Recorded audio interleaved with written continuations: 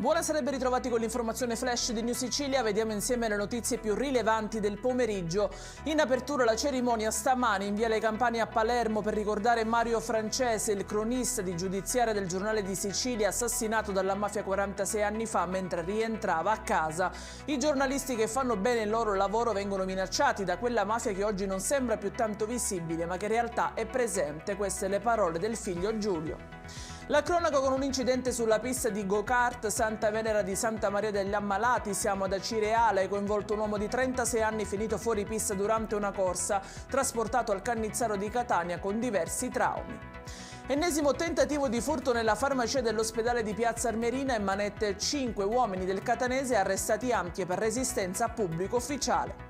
La comunità del liceo Boggiolera di Catania piange la tragica scomparsa di Danilo Marlette, il giovane che ha perso la vita in un drammatico incidente sull'Etna. Trasportato al Cannizzaro di Nelli Soccorso, il 17enne è morto poco dopo. Un mazzo di fiori ha occupato oggi il suo banco.